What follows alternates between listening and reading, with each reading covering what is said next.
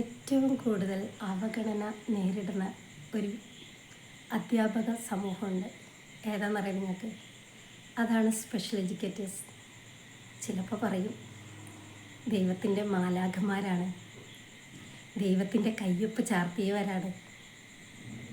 എന്നാൽ നമുക്ക് നേരിടേണ്ടി വരുന്നതോ അവഗണനകൾ മാത്രമാണ്. പലപ്പോഴായിട്ട് ഒരുപാട് അവഗണനകൾ നേരിട്ടാണ് നമ്മൾ മുന്നോട്ട് പോകുന്നത്. സേവനമാണ് ഈ ഒരു ഫീൽഡ് എന്ന് പറയുന്നത്. നമ്മൾ ഇഷ്ടപ്പെട്ട് തിരഞ്ഞെടുത്തതാണ്. അതെല്ലാം ശരിയാണ്. പക്ഷെ നമുക്ക് ജീവിക്കാൻ വേണ്ടിയിട്ട് ഈ ഒരു പറച്ചിലും ഈ ഒരു സേവനം എന്നുള്ള ഒരു ഇത് മതിയോ ഇന്നത്തെ കാലത്ത്? ഒരു 18 വർഷം മുന്നേ ഞാൻ ഈ ഒരു ജോലിയിൽ കയറിയ സമയത്ത് ഞാനൊരു ടീച്ചറുടെ കൂടെ ഒരു അവാർഡ് വാങ്ങാൻ വേണ്ടി പോയി. എനിക്കല്ല കേട്ടോ, ടീച്ചർക്ക് 25 വർഷം പൂർത്തിയായിട്ടുള്ള അവാർഡാണ്.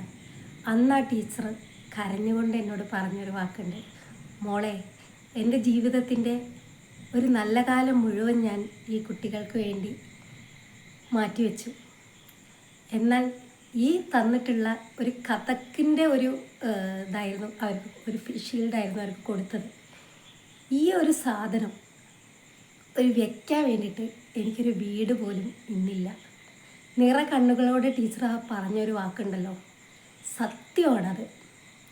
ശാരീരികമായും മാനസികമായും ഒരുപാട് സ്ട്രഗിൾ അനുഭവിക്കുന്നവരാണ് ഈ സ്പെഷ്യൽ എഡ്യൂക്കേറ്റേഴ്സ് എന്നത്. അവർ ചെയ്യാത്ത ജോലികളില്ല. അവരൊരു സ്വീപ്പർ ജോലി തൊട്ട് ഒരു ക്ലർക്കിൻ്റെ ജോലി, ഒരു ടീച്ചറുടെ ജോലി എല്ലാം അവർ ചെയ്യുന്നുണ്ട്. എന്നാൽ അവർക്ക് കിട്ടുന്ന വേതനവും ഏറ്റവും കുറവ്.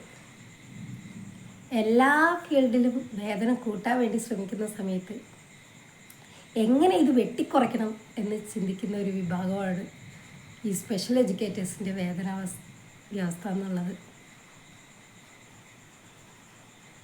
ചിലപ്പോൾ പാരൻസിൻ്റെ അടുത്ത് നിന്നുള്ള ഒരു ആറ്റിറ്റ്യൂഡ്, ഇതൊക്കെ ഇവർ ചെയ്യേണ്ടതാണ്, ഇതൊക്കെ ഇവരുടെ ബാധ്യതയാണ് എന്നൊരു രീതിയിലുള്ളവരും ഉണ്ട്.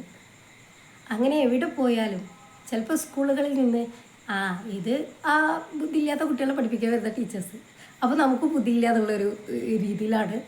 അങ്ങനെയൊക്കെയുള്ള ഒരു ആറ്റിറ്റ്യൂഡ് നമുക്ക് ഒരുപാട് അനുഭവിക്കേണ്ടി വന്നിട്ടുണ്ട്.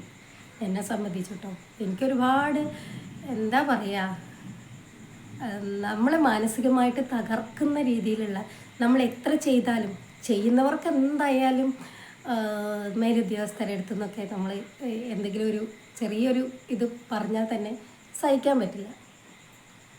എനിക്കങ്ങനെ ഒരുപാട് അനുഭവങ്ങൾ ഉണ്ടായിട്ടുണ്ട്.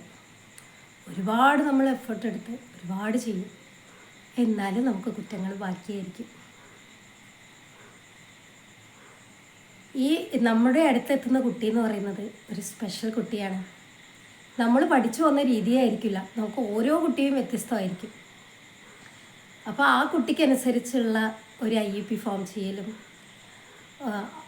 നമുക്ക് ഈ ഫയൽ വർക്ക് കൂടി, അതായത് ഒരു കുട്ടി വന്നാൽ ആ കുട്ടിയെ ജസ്റ്റ് പഠിപ്പിച്ച് പോയാൽ പോരാ, ഒരുപാട് ഫയൽ വർക്ക് ഉണ്ട്.